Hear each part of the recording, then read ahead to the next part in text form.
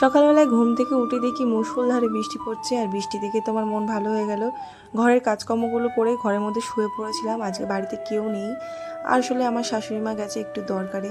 আর এখানে বড় তো অফিস চলে গেছে। বৃষ্টি আমার খুবই প্রিয়, তবে বৃষ্টি আমার জন্য প্রিয় হলেও যারা বাইরে কাজ করে তাদের জন্য একদমই ভালো। আর আমি ঘর অন্ধকার করেই শুয়ে থাকতে একটু বেশি পছন্দ করি, জানো তো। আর এখানে দেখো, আমাদের যেহেতু আগের দিন ঢালাই হয়েছিল, এখানে তো গোলা দিতে হবে। আজকে সকাল থেকে বৃষ্টি শুরু হয়ে গেছে। আর আমার মুখের কথা কি বলবো, যেখানে সেখানে দিয়ে বোনও বেরোতেই আছে, জানি না কবে থামবে। আমি ঘরটা আগে মুছে নিলাম সবার আগে, কারণ এত বালি কিচকিচ করছে ঘরের মধ্যে। আমার ছেলে তো দেখছিলাম ছাতি নিয়ে নাচ করছিল, ও বারবার খালি পায়ে বাইরে যাচ্ছে আর ঘরে উঠছে। আর এখানে তো বৃষ্টির থামার নামই নেই, সেই জন্য বর বলেছিল আজকে খিচুড়ি করতে।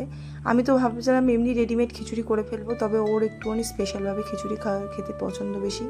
আর ও আমাকে ফোনের মধ্যে জানিয়ে দিয়েছিল কীভাবে করতে হবে। আমি তো আবার রাঁধতে জানি না, ও আবার সব কিছু বলে দেয় আমাকে। এখানে দেখো, যেভাবে বলেছিল আমি সেভাবেই করেছিলাম। আর আমাকে বলেছিল ডালটার চালটা হালকা করে ঘি দিয়ে ভেজে নিতে। আর আমি এত কিপটা একটুখানি ঘি দিয়েছি, পরে আমাকে বলছিল যে তুমি এইটুকু ঘি দিয়েছো।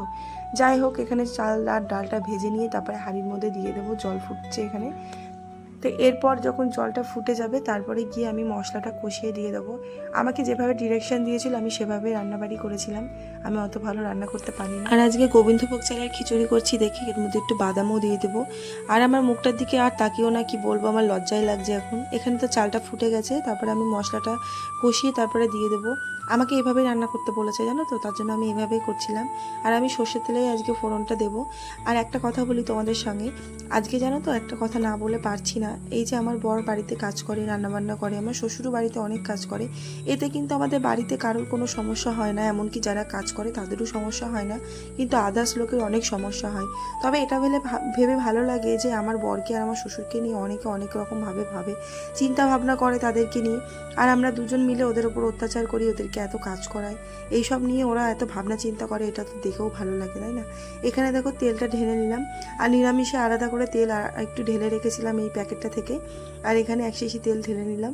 আর বাদবাকি তেলগুলো নিংড়ে বার করে নিলাম, এই তেলটুকু ফেলা যাবে না। এতেই আমার রান্না হয়ে যাবে। না, এতে রান্না হবে না, এর মধ্যে আরও তেল মিশিয়ে তারপরে রান্না করব। আর আজকে কারেন্টটা বারবার যাচ্ছিলো আর আসছিলো, লুকাচুরি খেলছিল।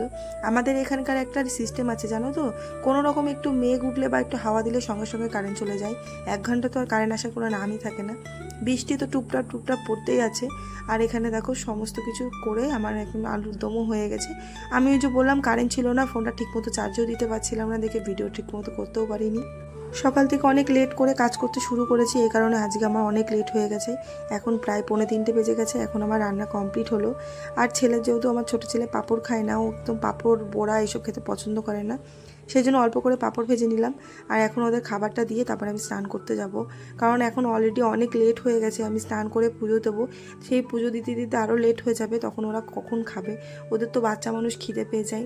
আর আমার ছোটো ছেলে আর বড় ছেলে দুজনাই কিন্তু একদমই খিচুড়ি খেতে পছন্দ করে না। ছোটোটা যাবা একটু ভালোবাসে, বড়টা একদম মোটেই ভালোবাসে না খিচুড়ি খেতে। তবে আজকে আমি প্রথমবার খিচুড়ি করে ওদের খাইয়েছি, ওর কিন্তু এত ভালো লেগেছে, 3বার চেয়ে খেয়েছে।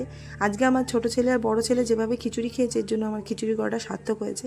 ওদেরকে খাবারটা দিয়ে তারপর আমি স্নান করে চলে এসেছি। আর বাইরে এখনও ভালোই বৃষ্টি পড়ছে। আর তোমরা কিন্তু চুপি চুপি ভিডিও দেখে চলে যেও না, তাড়াতাড়ি সাবস্ক্রাইব করে দিও।